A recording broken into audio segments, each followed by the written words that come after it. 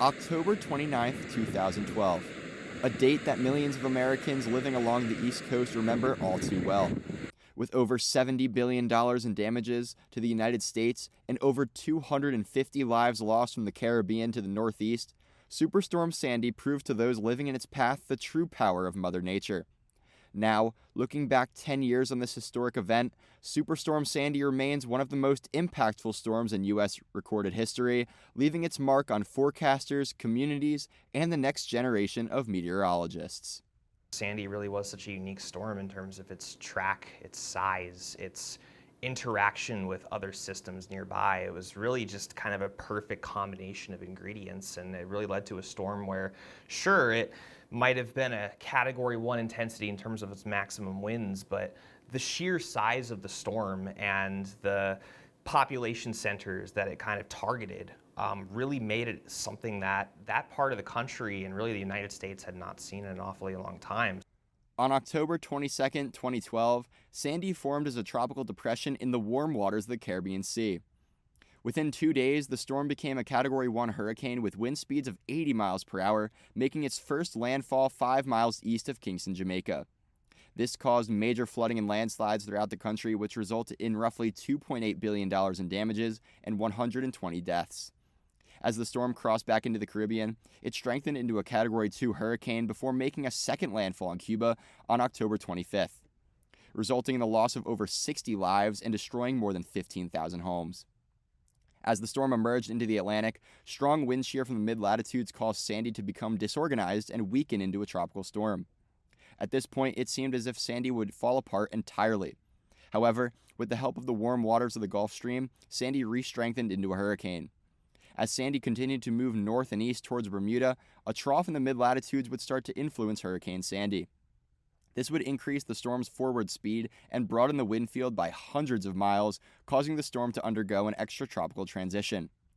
This means that Sandy would transform from a storm that relies on warm water and thunderstorms to a storm that is fueled by upper-level winds and strong temperature gradients. Finally, with a blocking high to the north, Superstorm Sandy would make its infamous westward turn, which the European forecast model predicted a week before. Along the New Jersey coastline, the storm's landfall occurred during a full moon high tide, which amplified the storm surge upwards of 14 feet. Additionally, Superstorm Sandy packed winds of up to 80 miles per hour with gusts nearing 100 in areas as far north as Connecticut and heavy rainfall of up to 12 inches in southern New Jersey. The mid-Atlantic coastline is no stranger to these strong storms. In fact, the region is used to being battered by powerful nor'easters each winter season, as well as the occasional landfall from a weaker end hurricane or tropical storm, such as Irene in 2011. Since the East Coast had not seen a storm of this size and strength in many decades, some residents viewed Sandy as a non-threat. They probably had that sort of complacency of, we got through this storm, Sandy's going to be, it's a weaker storm. It has a lower category on the Saffir-Simpson scale or something like that, so it's not going to affect us that bad. In the wake of Sandy's destruction, over 8 million customers would be left without power due to downed power lines, and more than 500,000 homes would be damaged due to strong winds tearing down trees and record-breaking storm surge. Additionally, fires broke out due to breaks in natural gas pipes in the New Jersey beach town of Manahawkin and Breezy Point in Queens, New York. All in all, the total cost of damages soared to over $70 billion, making it one of the most expensive storms in U.S. history. From a messaging standpoint, Sandy was difficult to gauge how warnings would be issued. As the storm made its westward turn approaching its east coast landfall, Sandy was starting to develop extratropical characteristics, which caused the National Hurricane Center to remove the title of hurricane. Forecasters worried that this action would cause the general public to take the storm less seriously, even though it was just as dangerous. They had a couple of choices.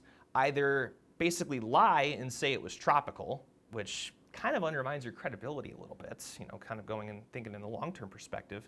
Another one is, this is a dangerous storm, but if you're going to say it's no longer tropical, the current protocol is to stop doing advisories and make all of the Weather Service forecast offices be the ones to issue warnings and therefore make it seem like less severe of a threat. In addition to the messaging problem, Sandy was also a forecasting challenge. It was a system which would interact with its environment in a way forecasters do not see very often in the mid-latitudes. By interacting with an incoming mid-latitude cyclone sweeping across the continental U.S., Sandy's impacts extended far from the coastlines into the Appalachians. Strong tropical storm force winds and even snow fell in the Appalachian Mountains, causing extensive damage to infrastructure and knocking out power for thousands of residents, leaving them in the frigid air. With a variety of damage coming from the impacts of Superstorm Sandy, many major landmarks in the region would be left in ruins. In Seaside Heights, New Jersey, a massive chunk of the casino pier would collapse during the storm. Farther north in Manahawkin, New Jersey, the ocean met the bay, carving out a new inlet where homes once stood, leaving only scattered debris when the water retreated. In New York City, the infrastructure surrounding the Statue of Liberty was badly damaged, and during the storm, a citywide blackout occurred with only pulses of light beaming from exploding transformers. The New York City subway system was also shut down for days due to flooding in 9 underground tunnels. Additionally, the PATH train system, which connects New York to New Jersey, took roughly a month to restore partial service due to the inundation. To this day, Superstorm Sandy remains a grim reminder to those living along the East Coast, and especially in my home state of New Jersey, that destructive storms are a part of our reality. However, Superstorm Sandy was also a source of inspiration for myself and many others who made it through the storm to pursue higher education in the study of meteorology, so that we can understand this type of phenomena and learn how we can better prepare our communities for the next major storm. I did not notice a noticeable increase in our enrollment in the years after Sandy. So there wasn't a big bump in immediate enrollment, but I can see that many of our current students were impacted. To this day, Sandy still stands as one of the most impactful storms in recent history due to its fascinating meteorological lifespan, as well as the variety of impacts it had on millions of lives throughout the eastern U.S., including this aspiring meteorologist. For Weather World, I'm Brian, Michigan.